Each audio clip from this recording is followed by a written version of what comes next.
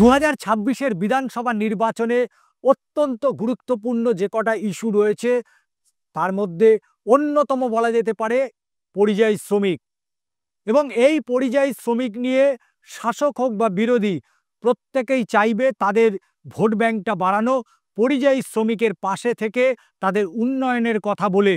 কিন্তু সেই পরিযায়ী শ্রমিক বাংলার রাজনীতিতে কতখানি জায়গা জুড়ে রয়েছে এবং এই পরিযায়ী শ্রমিক তারা আগামী যে 26-এর বিধানসভা নির্বাচন, সেই নির্বাচনে কোন দিকে তাদের যে ভোট সেই ভোট তারা সেখানে দেবেন। বাংলার পরিযায়ী শ্রমিক নিয়ে বিভিন্ন রাজ্যে যে বারবার হেনস্থা হওয়ার যে অভিযোগ আসে, সেই অভিযোগ আদৌ কি সঠিক? কিন্তু বাংলায় যে সমস্ত পরিযায়ী শ্রমিকরা ভিন রাজ্য থেকে আসেন তারা বাংলায় কতটা সুরক্ষিত? পরিযায়ী শ্রমিক কর্মসংস্থান এ রাজ্যের রাজনীতির, এ রাজ্যে ভোট রাজনীতির অন্যতম ইস্যু হয়ে দাঁড়ায়। কর্মসংস্থানের লক্ষ্যে বারবার ঝাঁপায় বিভিন্ন রাজনৈতিক দলগুলো এবং সেই কর্মসংস্থান এবার 2026-এর ভোটে পরিযায়ী শ্রমিকদের কি বেঁধে রাখতে পারবে বাংলার ভূমিতে? প্রশ্ন এখানেই। কিন্তু রিপোর্ট কি বলছে? ভিন রাজ্যের যে সমস্ত পরিযায়ী শ্রমিকরা তারা কি বাংলায় আসেন? বাংলায় কতদিন কাজ পান? বাংলায় তাদের কর্মসংস্থানের জায়গা কতটা? কারণ অভিযোগ আসে বারবার বাংলা ছেড়েই পালায় পরিযায়ী শ্রমিকরা। এমন কিছু তথ্য দেব যেটা অবশ্যই আপনি চমকে উঠবেন এবং বাংলার বিরুদ্ধে যারা কুরুচিকর মন্তব্য করেন, বাংলার বিরুদ্ধে যারা বিভিন্নভাবে সমালোচনা করেন, তাদের জন্য একটা মুখ্য জবাব আমি আমার এই ভিডিওর মধ্যে তুলে ধরব। রুটি রুজির খোঁজে পরিযায়ী শ্রমিকদের গন্তব্যর সেরা 5টি রাজ্যের মধ্যে অন্যতম কোন রাজ্য আপনি কি জানেন? জানেন না? পশ্চিমবঙ্গ। বলছে কেন্দ্রের রিপোর্ট। এবং এটাও শুধু নয়, সেই 5 রাজ্যের মধ্যে বাংলার স্থান কোথায় সেও কি আপনি জানেন?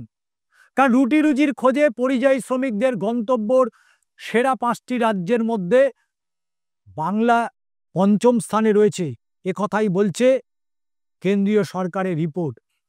এবং যে 5টি রাজ্য শ্রমিকদের গন্তব্য তাতে 3 নম্বরে উঠে এসছে পশ্চিমবঙ্গ।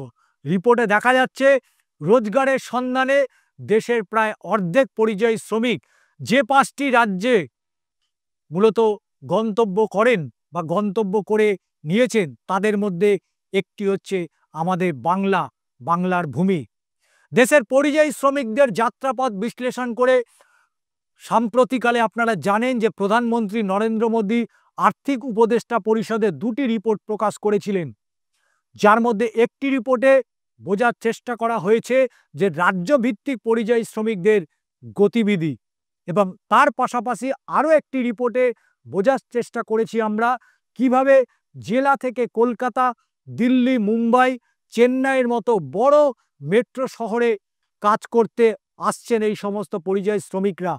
এক্ষেত্রে বেশ কিছু পন্থার সাহায্য নিয়েছে রিপোর্টগুলিতে এবং সেই রিপোর্টগুলিতে তৈরিও হয়েছে। এবং একদিকে রিপোর্টে দেখা যাচ্ছে যে রোজগারের সন্ধানে দেশের প্রায় অর্ধেক পরিযায়ী শ্রমিক যে 5টি রাজ্যকে মূল গন্তব্য হিসেবে বেছে নিয়েছেন তাদের মধ্যে একটি হচ্ছে আমাদের এই বাংলা। কিন্তু যারা প্রতিদিন প্রতিনিয়ত রাজনীতির কারণে বাংলাকে ছোট করার জন্য বিভিন্ন সময় বিভিন্ন কথা বলেন, তাদের জবাব দেব। কত নম্বরে রয়েছে?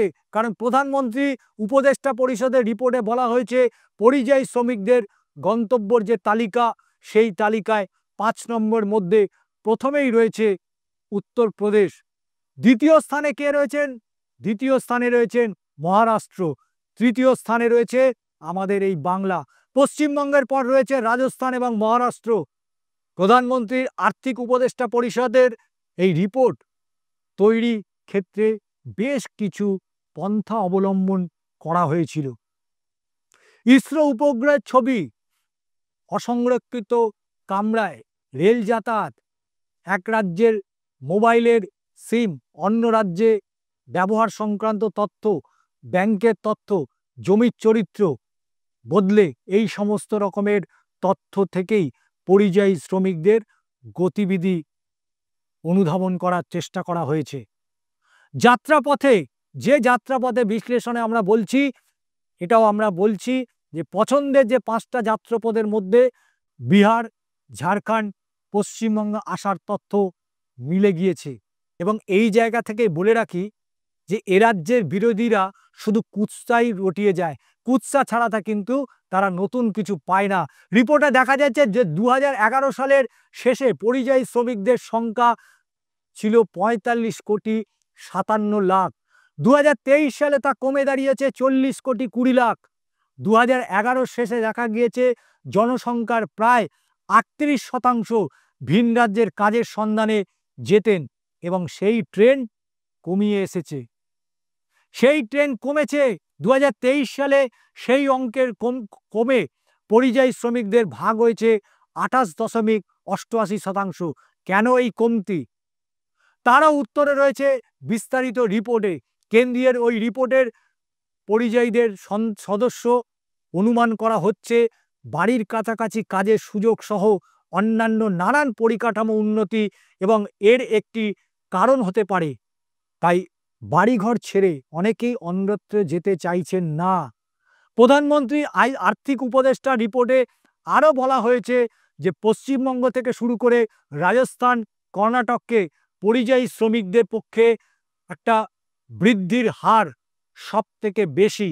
এবং উল্লেখ রয়েছে এর আগে পরিযায়ী শ্রমিকদের পছন্দের যে রাজ্য তালিকাগুলো রয়েছে সেই তালিকার মধ্যে ছিল অন্ধ্রপ্রদেশ। তবে সাম্প্রতিক রিপোর্ট বলছে যে অন্ধ্রপ্রদেশকে টেক্কা দিয়ে দিয়েছে কে জানেন? এই পশ্চিমবঙ্গ। তো স্বাভাবিকভাবেই 2026-এর যে বিধানসভা নির্বাচন, সেই নির্বাচনের আগে এই তথ্যটা অত্যন্ত গুরুত্বপূর্ণ। কারণ জেলার মানুষের কলকাতায় এবং হাওড়ায় আসা।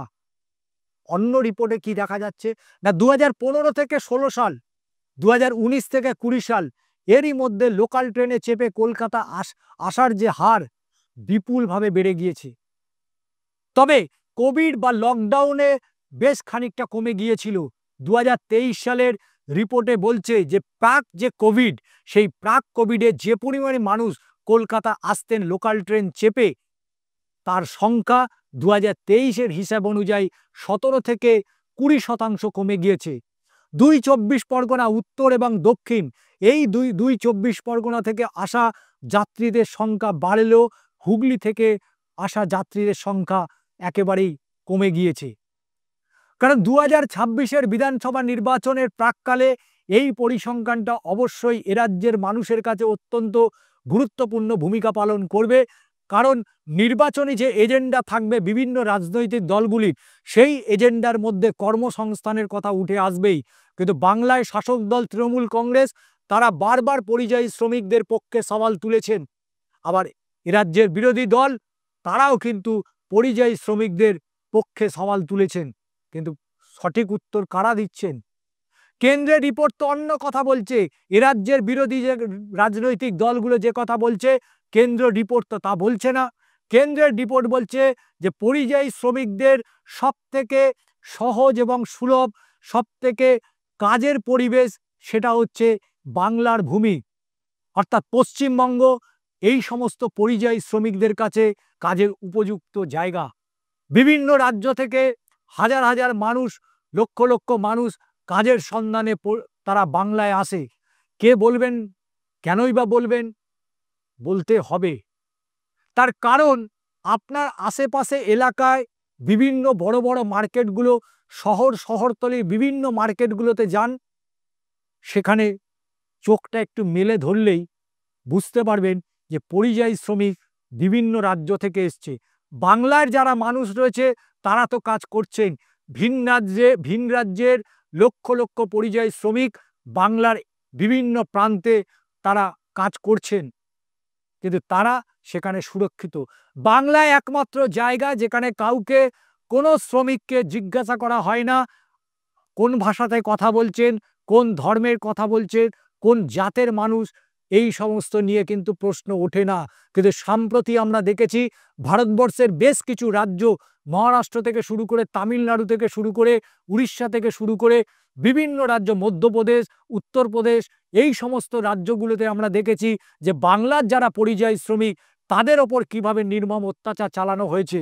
এবং বাংলায় তারা কথা বলতে পেরেছে, কিন্তু বাংলার তাদের নথি তারাও দেখিয়েছে, কিন্তু সেই রাজ্যের পুলিশ প্রশাসন তাদেরকে পাঁজাকোলা করে বাংলাদেশে পাঠিয়ে দিয়েছে। এই ঘটনাও ঘটেছে। তাই পরিযায়ী শ্রমিক প্রেম যে বিরোধীরা দেখাচ্ছেন, এই পরিযায়ী প্রেমটা দেখানোর আগে বাংলায় কত মানুষ বিভিন্ন রাজ্য থেকে আসেন সেই পরিসংখ্যানটাও দেখুন।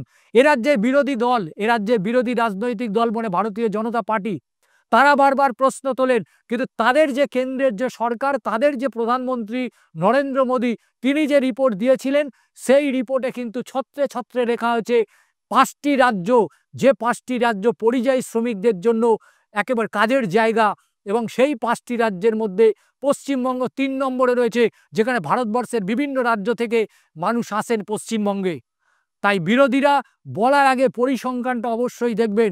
এবং 26-এর বিধানসভা নির্বাচনে আরও একবার বলে যাই, এই বিধানসভা নির্বাচনে কর্মসংস্থান এবং পরিযায়ী শ্রমিক অন্যতম ভূমিকা পালন করতে চলেছে। পরবর্তী ভিডিওর জন্য অবশ্যই চোখ রাখুন। আজ এই পর্যন্তই, আবার কোনো নতুন ভিডিওতে দেখা হচ্ছে আপনার সঙ্গে।